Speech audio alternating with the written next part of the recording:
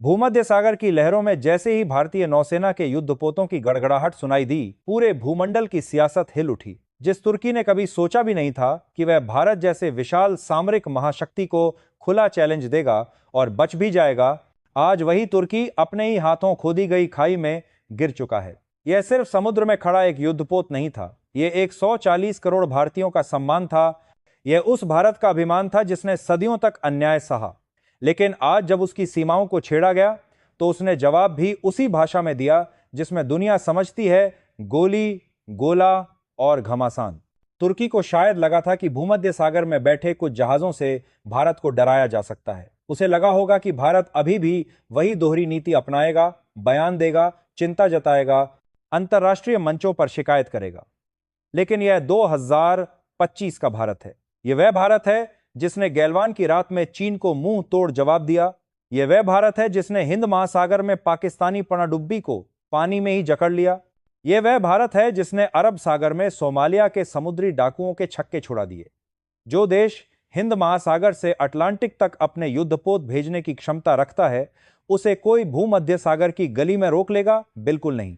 और हुआ भी वही। तुर्की ने जैसे ही भारतीय युद्धपोत इन स्त्रिकंद को घेरने की हिमाकत की, भारत ने भी जवाब में सिर्फ एक नहीं बल्कि 4-4 युद्धपोतों को उसी सागर में दनादन उतार दिया।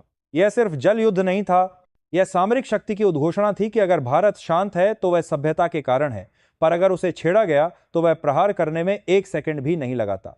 तुर्की ने सोचा भारत डरेगा। भारत ने 8 घंटे का अल्टीमेटम दे दिया। तुर्की ने सोचा भारत पीछे हटेगा। भारत ने उसकी सबसे बड़ी ऊर्जा लाइन उखाड़ लड़ फेंकी। तुर्की ने सोचा भारत शिकायत करेगा। भारत ने सीधा उन गैस पाइपलाइनों को ध्वस्त कर दिया जो तुर्की की अर्थव्यवस्था की रीढ़ थी। और यह सिर्फ हमला नहीं था, यह संदेश था कि अगर भारत किसी पर वार करता है तो उसकी नस तोड़ता है, ताकि वह हिलकर भी कराहने की हालत में न बचे। तुर्की आज सिर्फ भूमध्य सागर में नहीं बल्कि काला सागर से लेकर डेड सी तक खुद को घिरा देख रहा है। सवाल यह नहीं कि तुर्की ने भारत को कैसे ललकारा, सवाल यह है कि उसे यह हक किसने दिया कि वह भारत पर आवाज उठाए। जिसने खुद नाटो में रहकर भी अमेरिका से धक्का खाया हो, जिसने रूस से दोस्ती करने की कोशिश की हो पर रूस ने भी उसे अपने दरवाजे पर ही रोका हो, जिसने यूरोपियन यूनियन में जाने की विनती की हो लेकिन यूरोप ने उसे 2 कौड़ी की अहमियत न दी हो, वह तुर्की भारत को चुनौती देगा। आज हालात यह हैं कि तुर्की के राष्ट्रपति एर्दोगान अपनी ही संसद में जाकर सिर्फ यही सफाई दे रहे हैं कि उन्होंने भारत जैसी ताकत के साथ टकराव क्यों लिया। यूरोप की मीडिया चिल्ला रही है कि भारत का यह एक्शन पूरी पश्चिमी सामरिक राजनीति को उलट देगा। अमेरिका ने तो सीधा बयान दे दिया, India is a responsible power, Turkey must rethink it's stands. यानी अमेरिका ने साफ कर दिया कि गलती तुर्की की है। रूस तो पहले से ही तुर्की को शक की निगाह से देखता था। अब उसने तो चाय बनाकर बैठ गया है, क्योंकि अगर भारत तुर्की को सबक सिखा रहा है तो रूस इसे रोकने नहीं जाएगा। चीन, वह बेचारगी से बस देख रहा है ना, तुर्की के पक्ष में बोल पा रहा, न भारत के खिलाफ। पाकिस्तान तो खैर अपने ही इंटरनल इश्यूज में पड़ा है, न मौज में है, न आवाज में मौन साध चुका है, क्योंकि उसे पता है अगर उसने बीच में बोल दिया तो भारत का अगला वार इस्लामाबाद के ट्रांसफार्मर पर पड़ेगा। तुर्की को अभी यह लग रहा था कि ऊर्जा सप्लाई कटने के बाद कुछ अंतर्राष्ट्रीय संगठन उसके पक्ष में आएंगे, लेकिन आज हालात यह हैं कि संयुक्त राष्ट्र तक चुप है, क्योंकि वह भी जानता है कि भारत बिना वजह किसी पर हाथ नहीं डालता। भारत ने पहले चेतावनी दी थी, 8 घंटे का साफ अल्टीमेटम दिया था। अगर अपनी नेवी को पीछे नहीं हटाओगे तो जवाब ऐसा मिलेगा जिसकी गूंज सिर्फ समुद्र में नहीं बल्कि पूरे विश्व की राजनीति में सुनाई देगी। और हुआ भी वही। भारत ने हमला किया तो सर्जिकल स्ट्राइक की तरह नहीं, बल्कि ऐसा सामरिक घेरा बनाया कि तुर्की समझ ही नहीं पाया कि पहली चोट कहां लगी। भारतीय नौसेना ने सिर्फ समुद्री रास्ता नहीं रोका, बल्कि साइबर कमांड ने तुर्की की समुद्री निगरानी प्रणालियों को कुछ मिनटों के लिए ब्लैकआउट कर दिया। तुर्की समझ ही नहीं पाया कि उसके सैटेलाइट सिस्टम में अचानक गड़बड़ी क्यों आने लगी। यह भारत की टेक्नोलॉजी वॉरफेयर शक्ति का ही प्रदर्शन था। दुनिया कारण के साथ है, समझ चुकी है। अगर जमीन पर भारत के पास BRA HMOS है तो डिजिटल वॉर में उसके पास AGNI लेवल फायरवॉल्स हैं जो किसी भी देश की सर्वेलेंस सिस्टम को सेकंडों में झुका सकते हैं।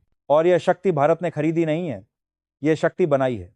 इसरो ने, डाडीओ ने, हाल ने, टाटा, बोइंग और अदानी लॉकहीड ने मिलकर बनाई है। आज भारत रूस से S-400 खरीद सकता है तो अमेरिका से MQ-9 रीपर ड्रोन्स भी ले सकता है और फ्रांस से 26 रफाल M भी। दुनिया का कोई भी देश ऐसा बैलेंस नहीं रखता। भारत की कूटनीति है जो दोस्ती भी निभाता है और ताकत भी दिखाता है। तुर्की सोचता रहा कि वह नेटो की मेंबरशिप के दम पर भारत को डरा देगा, लेकिन नेटो के अंदर से ही ग्रीस ने भारत के पक्ष में बयान दे दिया। कहा, India has full right to defend its ships in Mediterranean waters. France ने तो सीधा ऑफर दिया, अगर जरूरत पड़े तो फ्रेंच नेवी भी भारत के साथ खड़ी है। यूएई और सऊदी अरब, जो कल तक तुर्की को इस्लामिक देशों का नेता मानते थे, आज वह भी तुर्की के खिलाफ खड़े हैं, क्योंकि उन्हें पता है कि भारत का गुस्सा अगर सच में भड़क गया तो सिर्फ तुर्की नहीं, पूरा मध्य पूर्व हिल जाएगा। इजराइल, भाई वह तो तालियां बजाकर खड़ा है, क्योंकि तुर्की ने हमेशा फिलिस्तीन का पक्ष लेते हुए इजराइल को कटघरे में खड़ा किया था। अब जब भारत ने तुर्की को पटकनी दी है तो इजरायली अखबारों में हेडलाइन छपी, India did what we wanted to do for years, blocking Turkey's energy routes. हम देखिए मोरी मारते हैं, दुनिया की भू राजनीति अब नए दौर में है। पहले शक्तियां थीं अमेरिका, रूस, चीन, लेकिन अब पावर ग्रेडियंट बदल चुका है। अब देशों को दो हिस्सों में बांटा जा रहा है, एक वो जो इंडिया फ्रेंडली हैं और एक वो जो इंडिया फीयरिंग हैं। फर्क सिर्फ इतना है कि पहली कैटेगरी वाले भारत की दोस्ती से खुश हैं और दूसरी कैटेगरी वाले भारत के क्रोध से डरते हैं। तुर्की ने सोचा था कि वह भारत पर बयान देकर सस्ता प्रचार पालेगा, लेकिन उसे नहीं पता था कि भारत को प्रोवोक करना अब उसी तरह खतरनाक है जैसे शेर की पूंछ पर पैर रख देना। और यह वही भारत है जो पहले गाली सुनकर भी चुप रहता था, लेकिन आज कोई अगर आंख दिखाएगा तो जवाब गोली से देगा। तुर्की की संसद में आज बहस चल रही है, हमें भारत से माफी मांगनी चाहिए या युद्ध के लिए तैयारी, लेकिन जवाब कोई नहीं दे पा रहा, क्योंकि सेना कह रही है भारत के सामने टिकना मुश्किल है। विदेश मंत्रालय कह रहा, अगर भारत ईयू और उस को साथ ले आया तो तुर्की अकेला पड़ जाएगा। और प्रधानमंत्री एर्दोगान सिर्फ यही कह रहे, हमारा कैरेक्शन के सहारे की सरकार है, उनके बात ही के देश के बात कर रहे हैं। 1990 में ऊर्जा सेक्टर खंडहर हो चुका है, हम कैसे लड़ेंगे? तुर्की आज समुद्र में नहीं, जमीन पर भी हिल चुका है। उसकी इंडस्ट्रीज में हड़कंप मचा है, फैक्ट्रियां बंद, पावर प्लांट्स ठप, मीडिया में ब्लैकआउट और जनता में आक्रोश। वहीं दूसरी तरफ भारत में जश्न है, न कोई युद्ध घोषित हुआ, न कोई सैनिक हताहत हुआ, लेकिन भारत ने एक ही वार में तुर्की का पूरा गेम खत्म कर दिया। यह भारत की रियल टाइम स्ट्रेटजी है। हम अननेसेसरी वॉर नहीं करते, हम सर्जिकल जियोपॉलिटिक्स करते हैं। भारत मारता भी ऐसे है कि सामने वाला समझ भी नहीं पाता कि यह हमला कब हुआ, कहां से हुआ और कैसे हुआ। तुर्की ने सोचा था कि भारत को डराया जा सकता है। भारत ने उसे समझा दिया कि दोस्ती अच्छी चीज है, लेकिन दुश्मनी महंगी पड़ती है। अब से सवाल यह है कि क्या तुर्की भारत के सामने घुटने टेक देगा? अंतर्राष्ट्रीय सूत्रों की माने तो बातचीत के रास्ते खुल रहे हैं, पर अब शर्तें भारत की होंगी। भारत कहेगा कि भूमध्य सागर में भारतीय युद्धपोत को रोकने की हिम्मत नहीं होनी चाहिए। भारत कहेगा कि भारत के खिलाफ ओआईसी जैसे इस्लामिक मंचों पर बयानबाजी बंद होनी चाहिए। भारत कहेगा तो तुर्की को सुनना ही पड़ेगा, क्योंकि जिसका पेट्रोल ही भारत ने काट दिया हो वह युद्ध नहीं कर सकता, सिर्फ बात करेगा।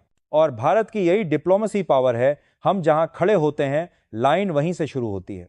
दुनिया अब यह मान चुकी है कि 21वीं सदी सिर्फ चाइना या अमेरिका की नहीं, यह भारत की सदी है। आज अमेरिका के राष्ट्रपति भारत की तारीफ करते हैं, रूस के राष्ट्रपति भारत से हाथ मिलाते हैं, जापान भारत में निवेश करता है, फ्रांस भारत को रक्षा साझेदार मानता है।